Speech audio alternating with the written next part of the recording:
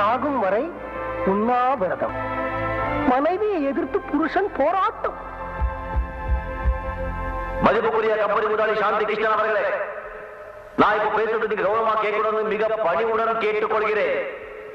50 வயசுக்கு மேல உள்ளவங்களே வேலை விட்டு தூக்கறதா நீங்க முடிவு பண்ணிட்டீங்க. 50 வயசுக்கு கீழே இருக்கிற நாங்க அவங்களுக்காக போராட முடிவு பண்ணிட்டோம். இந்த போராட்டத்தை உங்க ஃபேக்டரிக்கு முன்னாலேயோ கம்பெனி முன்னாலேயோ வச்சிருக்கலாம். ஆனா அப்படி வச்சிருந்தா நீங்க அந்த பக்கமே திரும்பி வராம வீட்டுல வசதியா இருக்குன்னு சொல்லிதான் இந்த போராட்டத்தை உங்க வீட்டுக்கு முன்னால நடத்த முடிவு பண்ணிட்டோம். ஹலோ போலீஸ் ஸ்டேஷன் சார், எங்க வீட்டு முன்னால ஒரு கூட்டம் உண்ணாவிரதம் இருக்கு. அது நீங்க தான் கிளியர் பண்ணணும். ஏன்பா நம்ம இப்படி எல்லாம் பண்றதுனால இந்த கம்பெனியை திறந்துருவாங்கன்னு நீ நினைக்கிறியா? ஏன் திறக்க மாட்டாங்க? இல்ல போற போக்க பார்த்தா வார கணக்குல திறக்க மாட்டானுங்க போல் இருக்குதே. வார கணக்கு என்ன, மாச கணக்கானாலும் நாம எல்லாம் இங்கதான் இருப்போம். எது மாச கணக்குலையா? இந்த பாருப்பா, இந்த உண்ணாவிரதம் எல்லாம் இருந்து எனக்கு பழக்கம் இல்ல. உனக்கு உண்ணாவிரதம் இருக்கணும் அவ்வளவுதானே. நான் வீட்லயே இருந்துட்டு போறேன், என்ன விடு. இத பாரு, கம்பெனி திறக்க வரைக்கும் யாருமே இங்கிருந்து நகரவே கூடாது.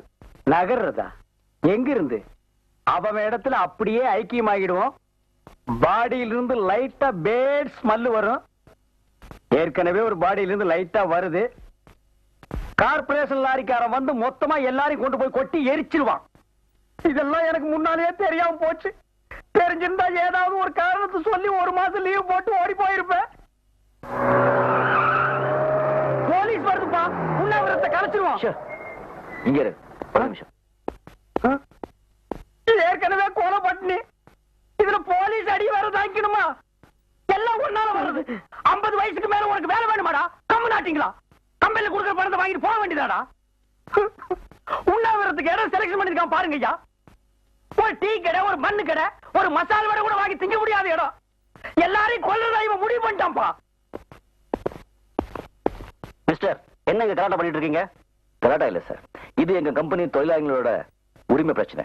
இத பத்தி ஏற்கனவே கமிஷனர் கிட்ட, கலெக்டர் கிட்ட, லேபர் மினிஸ்டர் கிட்ட எழுதி போட்டு பர்மிஷன் வாங்கியிருக்கோம். பாருங்க சார். என்ன கமிஷனர் பேசினாரு, இவங்களுக்கு ப்ரொடெக்ஷன் கொடுக்க சொன்னாரு.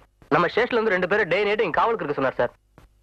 அவங்க தான் உண்ணாவிரதம்னு பட்னியா இருக்கிறாங்க. நீங்க ஏன் பட்னியா இருக்கணும்?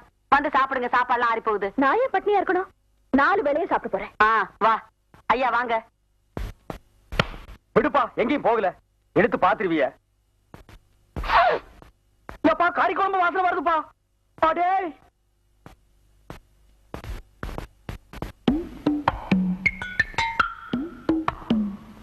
சாப்பிடுறாங்க போ. அவங்க சாப்பிட்டா நமக்கு என்ன? அவங்க எப்படி சாப்பிடலாம்? அத நாம கட்டி 2 கால கடிக்குதுப்பா. நான் சாப்பிட விட மாட்டேன். டேய் மைக்கு குடுறா. ஹலோ, நல்லா கேளுங்க.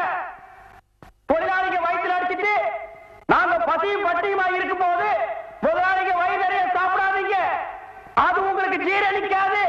ஏம்மா, அவங்க கிடக்குறாங்க, நீ போய் சமயக்கட்டுல உட்காரு, நான் பேசஞ்சு எடுத்து வரேன். போ. இத போடுறா. ஏய் மைக். ஏய் புரியுது கொண்ட ஸ்டாப். டைனிங் டேபிள்ல சாப்பிட்டா எங்களுக்கு எல்லாருக்கும் தெரியும்னு சமயக்கட்டுல ஒரு ஓரமா உட்கார்ந்து ஒளிஞ்சு திங்கிறது எப்படி இருக்கு தெரியுமா? 4 தெருவுல பிச்சை எடுத்து வந்து திங்கிற மாதிரி இருக்குது. அம்மா எனக்கு வேண்டாம். இவன இருடா வர்றேன். ஏய் புறா.